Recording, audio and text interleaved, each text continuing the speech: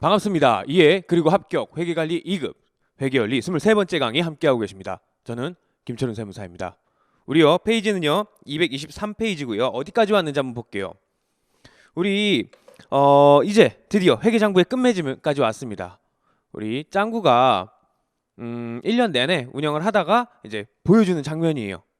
어떤 내용이었죠? 한번 첫 시간에 회계에 대해서 설명을 드렸던 내용을 제가 다시 한번 쉽게 또다시 설명을 드리도록 하겠습니다. 다시 회계 처음으로 돌아가는 거예요, 우린. 자, 짱구는요, 회사를 다니고 있었어요. 2019년도까지 회사를 다니다가 2020년도 1월 1일부터 회사를 그만두고 본인의 회사인 짱구 패션을 차리기로 했다고 그랬죠. 짱구 패션을 차려가지고요. 본인이 갖고 있던 돈 2천만 원과 본인 돈, 이젠 바로 자본으로 쓸게요. 본인 돈 2천만 원과 보노보노에게 빌린 돈 2천만 원을 가지고 회사를 오픈을 했어요. 총 얼마요?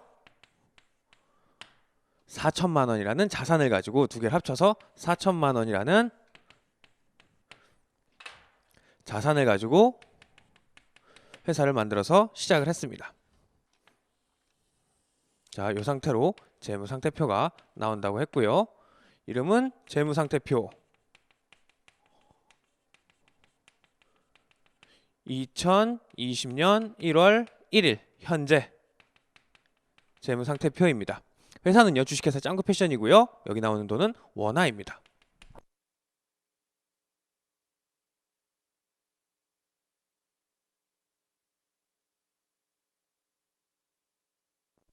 자, 그래서 1월 2일 날 1월 1일 날 오픈을 해가지고 포롤이라는 직원도 뽑고요. 월급 100만 원 주기로. 그리고 1월 2일 날 이제 동대문에 가서 물건을 샀죠. 옷을 파는 회사기 때문에 동대문 가서 옷을 사왔어요.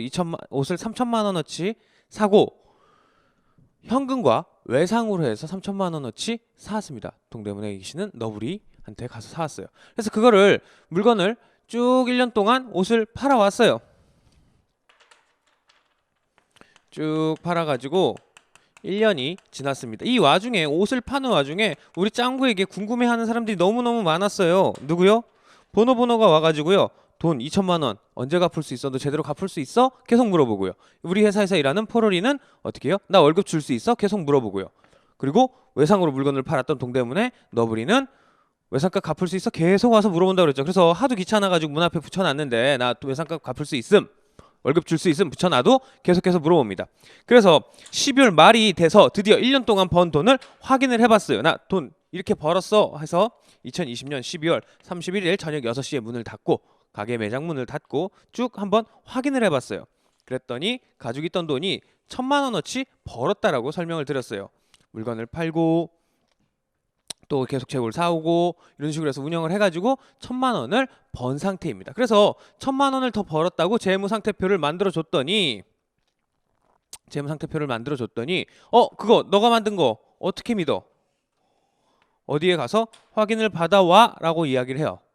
공증이라도 받아와 해서 그 공증을 받으러 가는 내용에 대해서 이번 시간에 같이 공부를 할 거고요. 그리고 12월 31일 날 문을 닫고 6시에 문을 닫고 1년 동안 있었던 내용들을 쭉 정리하는 내용에 대해서 지난 시간까지 같이 공부를 했고요. 어디요? 페이지 222페이지까지 나오는 12월 31일 날 문 닫고 하는 내용에 대해서 같이 공부를 해봤고요. 아직 12월 31일 날 문 닫고 1년 동안 있었던 내용들을 쫙 다 다시 계산을 했던 결산이 222페이지였고요.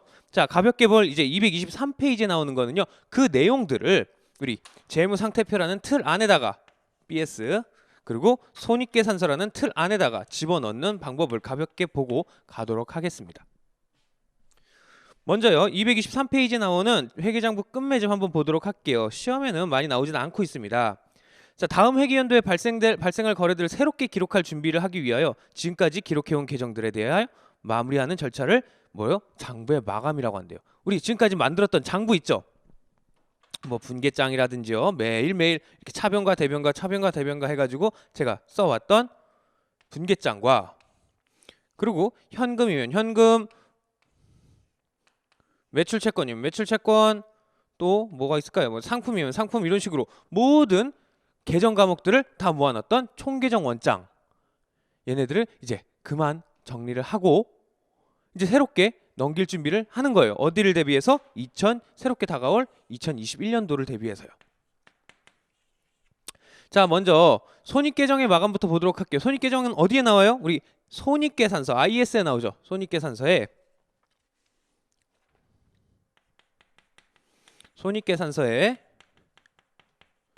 나오게 됩니다.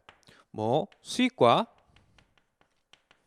비용이라는 계정 과목을 통해 가지고 나와서 우리는 이익이라는 금액을 뽑아내게 돼요. 자, 1년 동안 우리 이걸 만들었어요. 이걸 만들었는데 이제 마감을 할 거예요. 2020년 1월 1일서부터 2020년 12월 31일까지 우리가 번 돈은 얼마고요? 그 중에서 쓴 돈은 얼마예요? 그래서 남은 돈은 얼마예요? 라고 우리가 만들었어요. 얘네가 이제 내년 21년도 1월 1일부터 2021년도 12월 31일까지 손익계산서에는요 영향을 미칠 수가 없어요. 간단한 예를 들어볼까요? 내가 회사를 다니는데요, 내가 연봉을 1년에 1,000만 원을 받습니다. 1년에 1,000만 원을 받는데 올해 2020년도에 1,000만 원을 받았기 때문에 내년 2021년도에는 1,000만 원에다가 또 내 연봉 1,000만 원을 더 받아서 2,000만 원을 받지는 않아요. 나요, 사장님한테 가서 연봉 협상 때 다시 이야기를 합니다. 사장님 저 작년에 1,000만 원 받았잖아요. 그러니까요 그 1,000만 원은요 올해 당연히 또 받는 거고요. 그리고 올해의 연봉 또 새롭게 1,000만 원을 더 줘서 나한텐 2,000만 원을 주세요라고 우린 이야기를 하지 않습니다. 올해의 연봉은요 올해의 연봉을 새롭게 다시 이야기를 하는 거예요. 뭐 1,000만 원 받았으니까는요 올해 그거보다 좀 더 올려주셔서 1,100만 원 주십시오, 1,200만 원 주십시오, 이렇게 얘기를 하는 거지. 작년 1,000만 원 받았으니까 올해 무조건 1,000만 원은 받는 거고 또다시 연봉을 1,000만 원 또 주세요라고 이야기를 하진 않아요. 마찬가지로 손익계산서를 만들 때도요 작년에 1,000만 원 번 내용은 작년 걸로 끝나고 올해는 또다시 새로운 수익이 발생을 하는 거예요. 새로운 비용이 발생을 하게 되는 거고요. 그래서 새로운 이익이 나오게 됩니다. 자, 이렇게 이익들이 2020년도, 2021년도, 2022년도 쭉 해서 계속해서 나갈 거예요.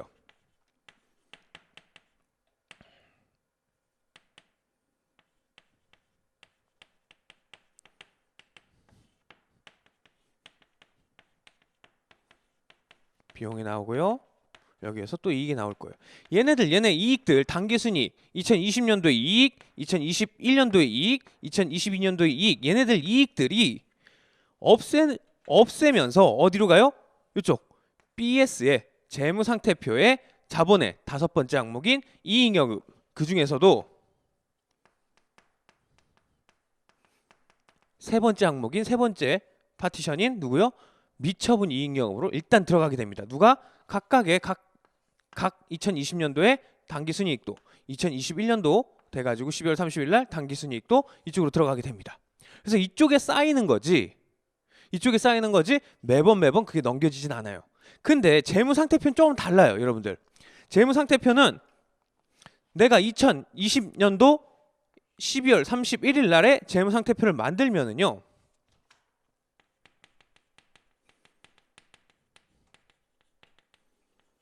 (2020년 12월 31일) 현재 문 닫고 만드는 내가 재무상태표와 다음 해의 언제요?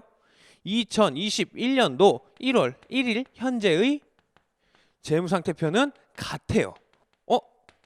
왜요? 라고 혹시 생각이 드시면은요, 여러분들 이렇게 한번 생각을 해보세요. 여러분들 연봉은 지금 조금 전에 말씀드렸던 수익과 관련된 손익계산서에 들어가는 항목인데, 재무상태표는 뭐예요? 일정한 시점에 우리 회사의 재무상태를 보여주는 게 재무상태표예요. 그럼 일정한 시점에 나의 재무상태를 보여주는 게 뭐가 있을까요? 대표적인 게 통장이 있을 거예요. 은행 통장. 내가요 은행 통장을 만들었습니다. 이렇게 통장을 만들어 가지고 이렇게 쫙 핀 거예요. 그래서 뭐 돈 처음에 첫 거래 감사합니다 뭐 해서 계속해서 돈을 넣었다 뺐다 해요. 이게 보통 한 10페이지 정도 되는 것 같아요. 통장이 10페이지를 다 쓰고 났어요. 그래서 맨 마지막 거래를 싹 했어요. 자, 마지막 거래 하니까 통장 더 이상 기록할 공간이 없는 거예요. 그래서 은행에 가가지고 이야기를 했어요. 은행에 가서 나 통장 이거 다 찼더라고요. 그래서 새롭게 하나 통장 만들어주세요라고 이야기를 하면은 은행에서 이렇게 이야기를 합니다. 김철원 고객님, 이거 통장 저희 은행에서 만들어서 잘 거래해 주셔서 감사합니다. 자, 이제 새 통장을 만들어 드리니까는 여기서 다시 빵원서부터 새롭게 시작하세요라고 하진 않아요. 우리 재무상태표는 이거예요. 우리 통장이에요. 통장을 딱 봤는데 그 시점 오늘 뭐 예를 들어서 2020년 뭐 한 3월 2일에 재무상태표다. 그럼 3월 2일 현재 내 통장에 나와 있는 잔액이 나의 재무상태일 거예요. 내가 가지고 있는 통장 잔액. 근데 이게 끝나고 나서 12월 31일 날 넘어가게 되면은 자, 여기 있던 맨 마지막에 있던 요 잔고가 이쪽으로 넘어와서 여기서부터 새롭게 시작을 하게 됩니다. 예를 들어서 내가 첫 통장에 마지막 기록이 1,000원이었다면 잔고가 1,000원이었다면 난 새로운 통장에선 1,000원서부터 다시 시작을 해서 100원을 입금을 하면은 1,100원이 될 거예요.